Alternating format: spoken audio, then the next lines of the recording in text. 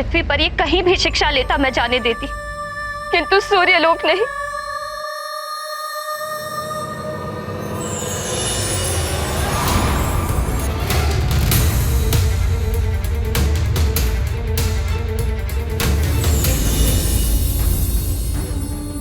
मैं एक बार अपने पुत्र को खो चुकी हूँ, फिर नहीं खोना चाहती।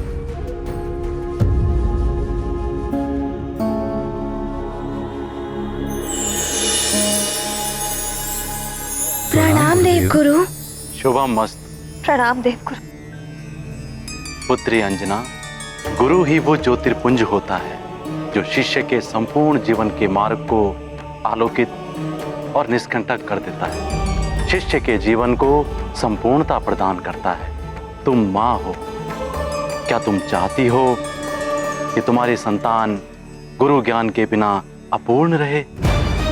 अंजना, माँ की ममता यदि संतान के भविष्य के मार्ग में बाधा बन जाए तो वो ममता नहीं, स्वार्थ बन जाती है। और तुम्हें तो अपने पुत्र पर गर्व होना चाहिए।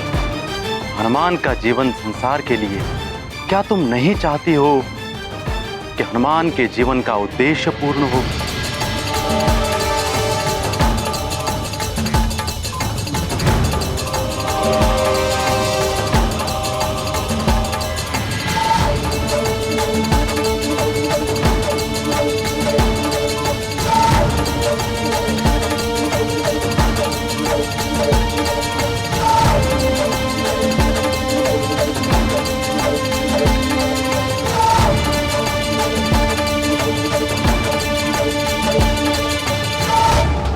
जाओ पुत्र, अपने गुरुदेव के पास जाओ,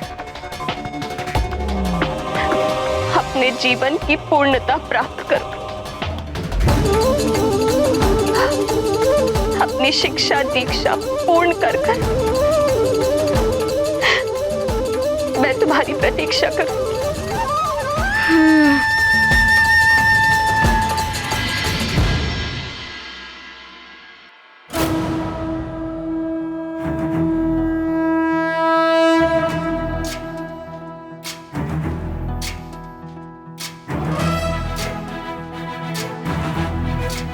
प्रणाम पिताश्री।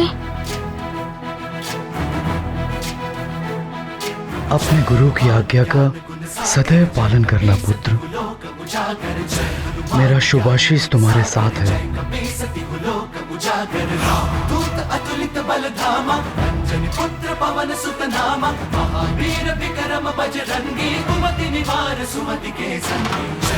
प्रणाम देवगुरु। गुरु की सेवा ईश्वर की सेवा होती है पुत्र। आयुष्मान भव। प्रणाम माँ, आशीर्वाद दीजिए मुझे।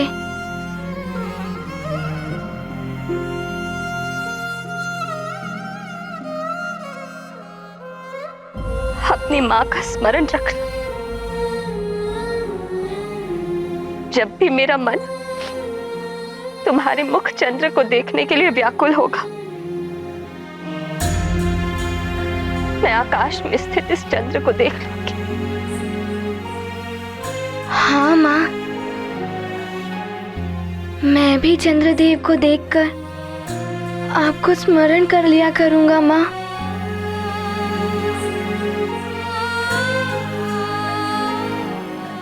प्रणाम नानी।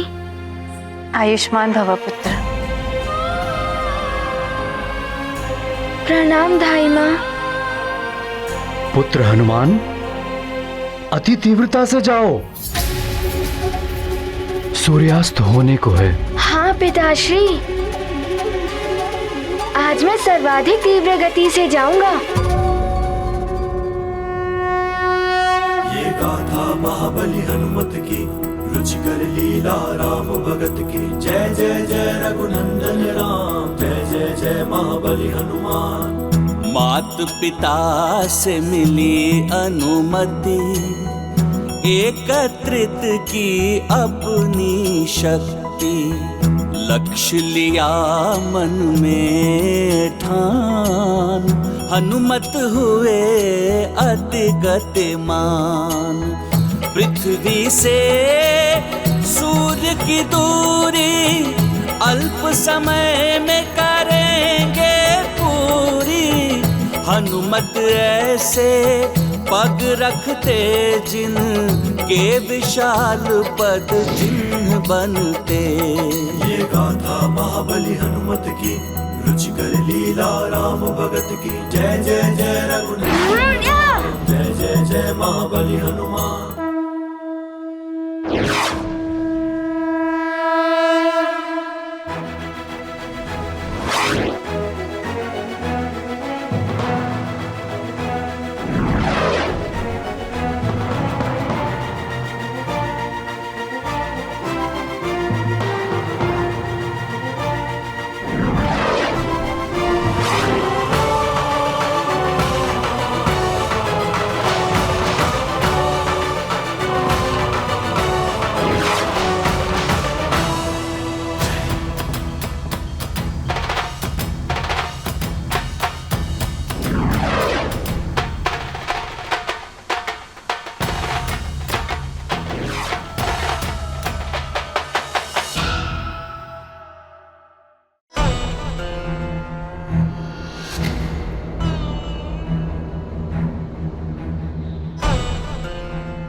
हृदय पर पत्थर पाषाण रखकर भेज तो दिया है इतनी दूर अपने लाल को, किंतु अपने मन को कैसे समझाऊं?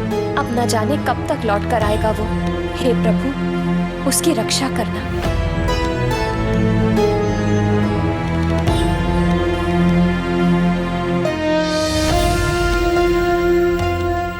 अंजना,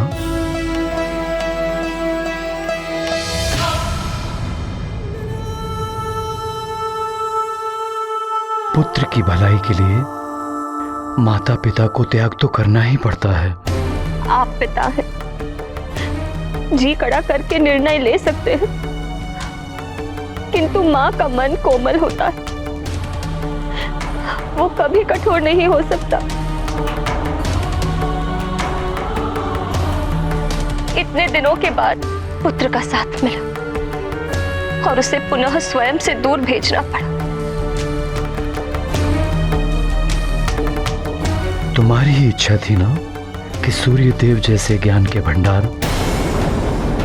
जगत को प्रकाश और ऊर्जा देने वाले तुम्हारे पुत्र के गुरुदेव हों। ये जो भी हो रहा है, ये तुम्हारे उस प्रार्थना का फल है जो एक दिन तुमने भगवान से की थी।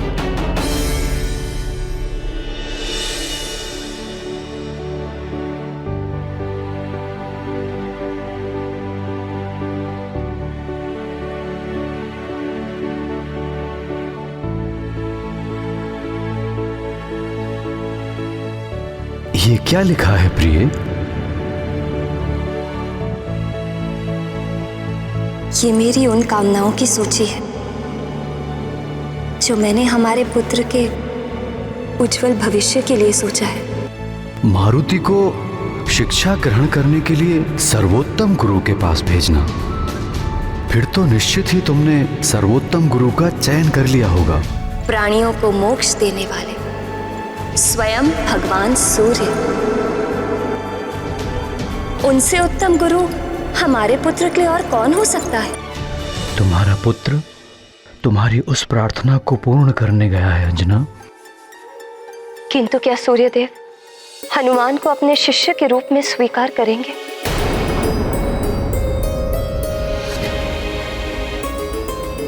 तुमने जब भगवान भोलेनाथ से प्रार्थना की है तो उन पर विश्वास ही रखो। हम यहाँ से मात्र इतनी प्रार्थना कर सकते हैं कि सूर्यदेव भगवान हनुमान को शिक्षा प्रदान करने के लिए मान जाएं।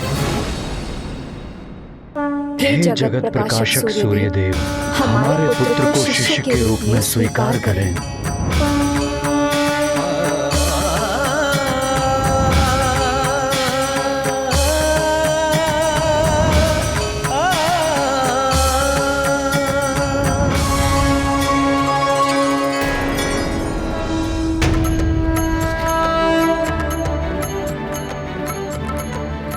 मुझे समय रहते सूर्य देव तक पहुंचना होगा। उनके परिक्रमा पथ को पूर्ण करने के पूर्व ही मुझे उनका शिष्य बनना है, अन्यथा माँ और पिताश्री को बहुत दुख होगा। माँ ने तो कैसे कैसे अपने मन को मनाकर मुझे इतनी दूर तक भेजा है। देव, महाराज केसरी और अंजना देवी ने जो प्रार्थना की थी उसी के अनुसार कदाचित हनुमान आपको अपना गुरु बनाने के लिए आ रहे हैं। हनुमान ने ही आपको लंकेश रावण के दासत्व से मुक्ति दिलाई थी। रावण के दासत्व से मुक्ति दिलाने के लिए मैं सदैव हनुमान का आभारी रहूं। किंतु शिक्षा और शक्ति दोनों के कार्य क्षेत्र भिन्न होते हैं। शक्ति से कभी शिक्षा प्राप्त नहीं होती। शिक्षक छात्र को कभी आभार पूर्वक शिक्षा नहीं देता, ये तो उसका कर्तव्य होता है। इसी प्रकार छात्र को भी शिक्षा प्राप्त करने के लिए श्रद्धा, संयम, अनुशासन, गंभीरता और समर्पण की आवश्यकता हो। हनुमान को मेरा शिष्य बनने के लिए पहले अपनी योग्यता को सिद्ध करना होगा।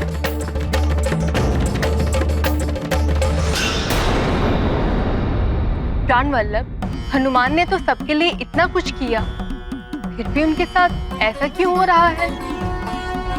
हाँ प्रभु, जिस हनुमान ने सृष्टि को प्रलय से बचाया, असुरों का संहार किया, नवग्रहों को मुक्त कराया, उसे भी अपने लिए योग गुरु प्राप्त करने में समय सीमा और अन्य कठिनाइयों का सामना करना पड़ रहा है।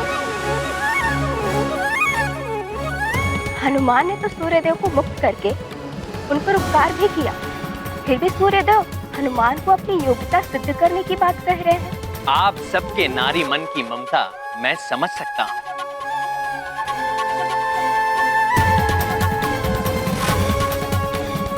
किंतु देवियों, ये भली बात ही समझ लीजिए कि हनुमान को संसार में बड़े बड़े कार्य करने हैं और उसके लिए हनुमान को अभी से बड़ी बड़ी कठिनाइयों में पड़कर उन पर विजय पाना सीखना है। स्वर्ण को जितना तपाया जाए उसकी चमक उतनी ही बढ़ती है। इसी प्रकार हनुमान को भी पग पग पर कठिनाइयों की आंच में दबकर कुंदन बनना है। और गुरुदेव का ज्ञान तो वो अग्नि है जिसमें दबकर लौ भी स्वर्ण के समान चमक उठता है। इसीलिए योग्य गुरुदेव को पाना बड़ा कठिन है।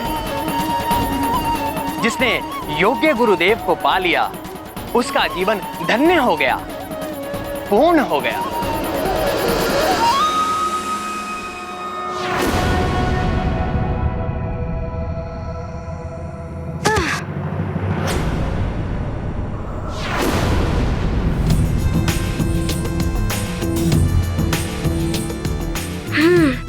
सूर्यलोक तो आ गया।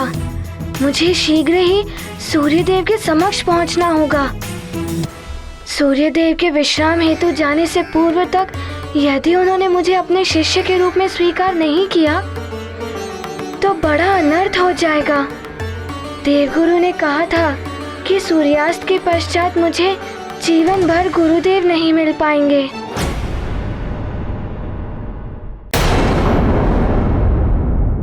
कहाँ जा रहे हो बालक? मुझे सूर्यदेव के पास ज्ञान प्राप्त करने जाना है। आइए।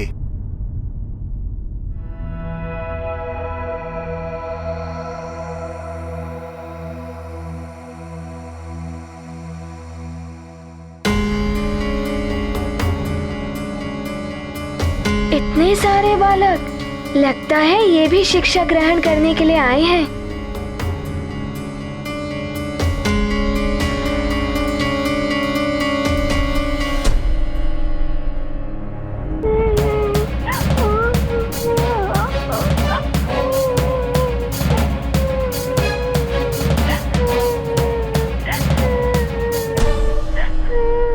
ना जाने क्या होगा, सूर्यदेव मुझे शिष्य के रूप में स्वीकार करेंगे भी या नहीं।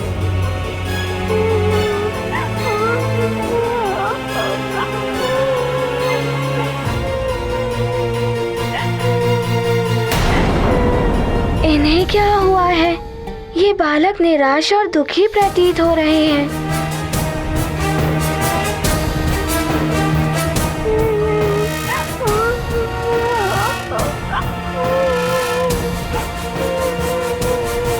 क्या हुआ मित्र? तुम इतने दुखी क्यों हो? मैं सूर्य देव से शिक्षा ग्रहण करने का स्वप्न लिए यहाँ आया था, किंतु उन्होंने शिष्य के रूप में मेरा चयन नहीं किया। मित्र, अपने सपनों को साकार करने के लिए तुम किसी अन्य गुरु के पास भी जा सकते हो। हाँ, जा तो सकता हूँ। तो फिर दुखी क्यों हो रहे हो? अन्य गुरु के पास जाकर अपने जीवन के उद्देश्यों को पूर्ण करो।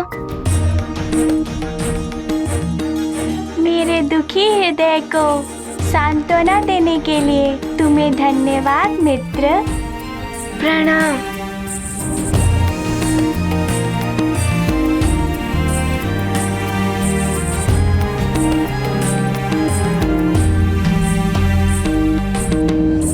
बालकों, मुझसे शिक्षा ग्रहण करने के लिए योग्यता के जिस मापदंड पर आप लोगों की परीक्षा ली जाने वाली है, उसमें उत्तीर्ण होने वाले बालक ही मेरे शिष्य बनेंगे। जो उसमें असफल रहेगा, उन बालकों को वापस लौट जाना होगा।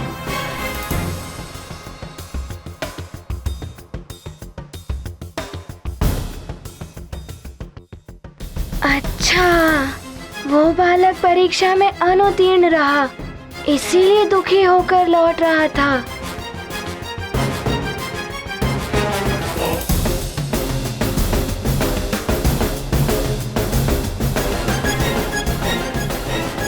ये देख रहे हैं, ये समय सूचक काल स्तंभ है। शिष्य बनने की चयन प्रक्रिया इस स्तंभ पर प्रकाश रहने तक चलेगी। इस स्तंभ के अंधकार में डूबने के साथ ही सूर्यदेव अपने विश्राम स्थल की ओर रवाना होंगे।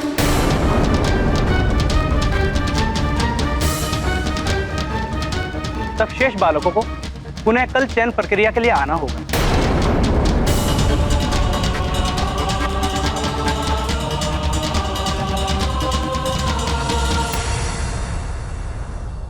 किंतु मुझे तो कल आने से कोई लाभ नहीं होगा। मुझे सूर्यदेव से अनुरोध करना होगा।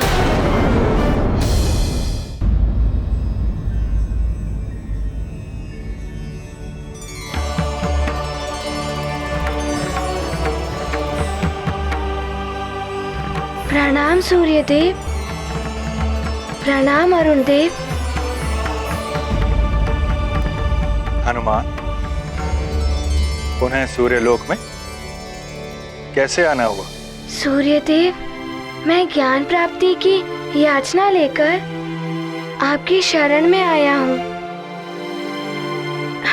पहले माँ और पिताश्री मुझे ऋषिवर मतंग जी के पास ले गए थे।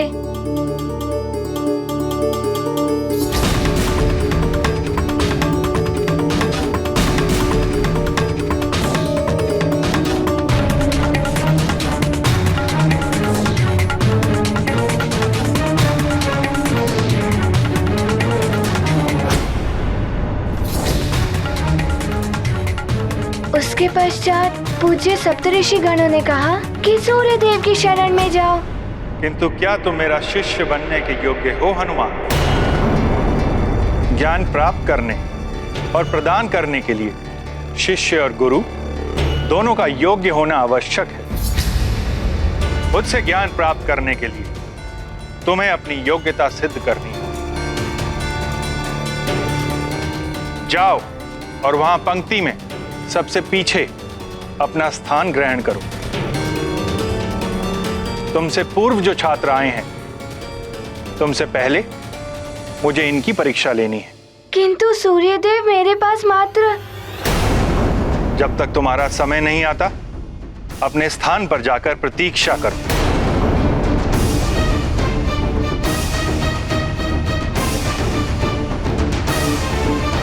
इतने सारे छात्र, मेरा समय आने तक तो ये स्तंभ अंधकार में ही डूब जाएगा और सूर्यदेव की विश्राम का समय हो जाएगा। क्या करूं मैं?